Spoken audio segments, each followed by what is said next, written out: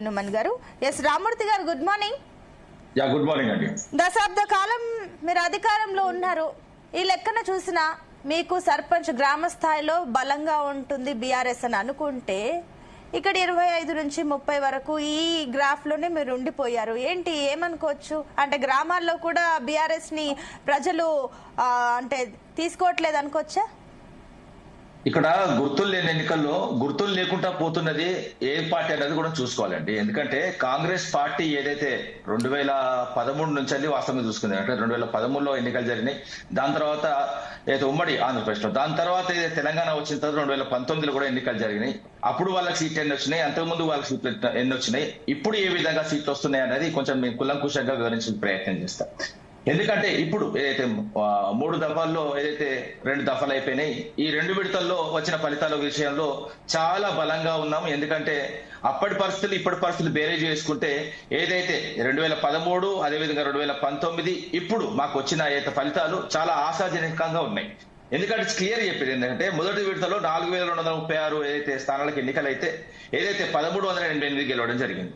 అదే విధంగా ఏదైతే రెండవ విడతలో 4333 జరిగితే అందులో మేము 1297 గెలవడం జరిగింది. మొత్తం కలిపి 2 విడతల్లో 2685 గెలవడం జరిగింది.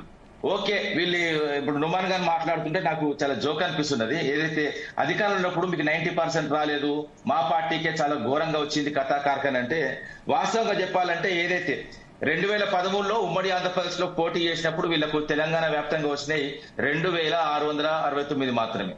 దాని తర్వాత ఏదైతే 2019లో వీళ్ళకు మొత్తం 3 విడతల్లో కలిపి వచ్చినాయి 1500 కూడా దాటలేదండి వీళ్ళు. మేము 7774 దాటినాం.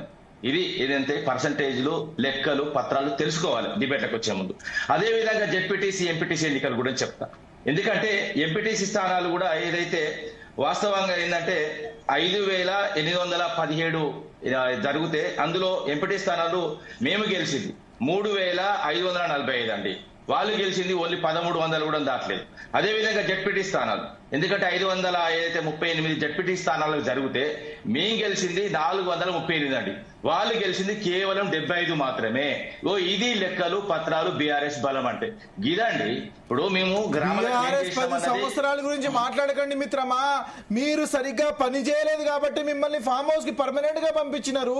మళ్ళా అదే 10 సంవత్సరాలు సర్పంచ్ బిల్లులు కట్టలేదు మీరు, వారిని ఉరితాడుగా మారినారు. వాళ్ళు డెవలప్మెంట్ సరిగ్గా చేయలేదు. దాని గురించి మాట్లాడండి మిత్రమా. మీరు ఇట్లా మాట్లాడితే ఎట్లా చెప్పండి మీరు? ఒక నిమిషం ఆగండి. ఏంటంటే ముందు మురిసినవా పండుగ కదట. ఏంటంటే కొంచెం ఆగండి, ఎందుకంటే మీరు మాట్లాడేటప్పుడు అస్సలు మాట్లాడలేదు. ఇది విజ్ఞత. అదే విధంగా కొంచెం మనం కామన్ సెన్స్. ఇప్పుడు గత 10 ఏళ్లలో మేమేమి చేసినాం అన్నది మేము చెప్పుకోనికి చాలా ఉన్నదండి. గత 2 సంవత్సరాల నుంచి ఏం చేయలేదనే కదా. ఇప్పుడు మీరు అన్నారు ప్రజాపాలన, అదే విధంగా లా అండ్ ఆర్డర్ బాగా చూసుకుంటున్నామంటే లెక్కలు చెప్తా. ఎందుకంటే రైతులు 700 మంది చచ్చిపోయారు. దీనికి కారణం ఎవరు? విద్యార్థులు 582 మంది. ఎన్సీఆర్బి లెక్కలు, నా లెక్క కాదు, నీ లెక్క కాదు, ఎవరి లెక్క కాదు. వాళ్ళకు ఒక్కసారి కూడా పోడు. ఢిల్లీకి మాత్రం అప్ అండ్ డౌన్ నడుతూనే ఉంటాడు, మరి ముఠలు మోస్తూనే ఉంటాడు. ఆటో డ్రైవర్ 200 మంది చచ్చిపోయారు. అదే విధంగా రేపులు ఈ 2 సంవత్సరాల్లో 5229 మంది చచ్చిపోయారు, అంటే రేప్ చేసి చంపేసింది. అదే విధంగా హత్యలు, నడి రోడ్ల మీద హత్యలు, గప్ప ఏదైతే కొట్టుకుంటున్నారు, కస కొట్టుకుంటున్నారు. ఇది రాష్ట్రంలో ఉన్న పరిస్థితి. ఎందుకంటే 2 సంవత్సరాల్లో దాదాపు 1645 మంది చచ్చిపోయారు. చంపిల్లు, ప్రభుత్వ హత్యలు. ఇది అదే విధంగా నేరాలు 2023లో 2,13,121 నేరాలు పెరిగిపోయినాయి. అదే విధంగా 2024లో 2,34,158 ఏదైతే నేరాలు పెరిగిపోయినాయి. అంటే దాదాపు రాష్ట్ర వ్యాప్తంగా 43% నేరాల ప్రవృత్తి పెరిగింది. అదే విధంగా ఒక హైదరాబాద్ లో 41% పెరిగిన తర్వాత ఇంకా లా అండ్ ఆర్డర్ ఎక్కడది, హోమ్ మినిస్టర్ ఎక్కడున్నాడు, ఇజ్జత్ మనం ఎందుకు పోతాడు, ఎందుకు తీసుకుంటాడు నాకు అర్థం కాదు. కానీ అదే విధంగా చాలా విషయాలు మాట్లాడుకుంటే వాస్తవంగా చెప్పాలంటే స్థానిక ఎన్నికల్లో స్థానం లేకుండా పోతున్నది కాంగ్రెస్ పార్టీ. ఇంకోటి ఏంటంటే ఇప్పుడు ప్రజెంట్ మూడో విడతలో కూడా దాదాపు, ఎందుకంటే ఈ రోజు జరిగే ఎన్నికలు కూడా చూసుకుందాం. ఎందుకంటే ఇప్పుడు ఏదైతే 4159 ఏదైతే ఇందులో వాస్తవం కొన్ని ఏకగ్రీవమైన, అదే విధంగా కొన్ని ఏదైతే వేలం పాటతో కొనుక్కున్న తర్వాత కూడా ఈ రోజు జరిగే ఎన్నికలు 3752 స్థానాలకు సర్పంచ్ స్థానాలకు ఎన్నికలు అవుతుంది. ఇందులో కూడా వాస్తవంగా చెప్తున్నా మొదటి దఫా, రెండవ దఫా, ఏదైతే మూడో ఈ రోజు జరిగేది ఇంకా మేము ఎక్కువ వస్తాం, ఎక్కువ సీట్లు గెలుస్తాం, 100% రాసి పెట్టుకోండి. అంటే ఒకటి రామూర్తి గారు, మీరు ఇందాక అన్నారు కదా, అసలు ఓడిపోయే పరిస్థితి ఉంది కాంగ్రెస్ అని. ఏ లెక్కన చూసినా వాళ్ళు మీకంటే ముందే కనిపిస్తున్నారు కదా ఆ లెక్కలు చూస్తే. లేదండి ప్రభుత్వం ఉన్నప్పుడు లెక్కలు కూడా చెప్పాను కదా, ప్రభుత్వం ఉన్నప్పుడు ఎంత రావాలో 90% రావాలో వీళ్ళు 60% పడిపోయి వీళ్ళ మీద వ్యతిరేకత దాదాపు వాస్తవంగా చెప్పాలంటే పర్సెంటేజ్ పోలైంది 80 నుంచి 85%. ఇంకా 90% ఎడికెంచి వస్తుంది?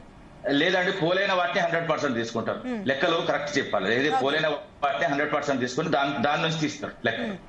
Okay sure. ఒక నిమిషం దీని గురించి ఇంకో చిన్న విషయం ఏదైతే గవర్నమెంట్ అన్నది కంటిన్యూస్ ప్రాసెస్ అండి.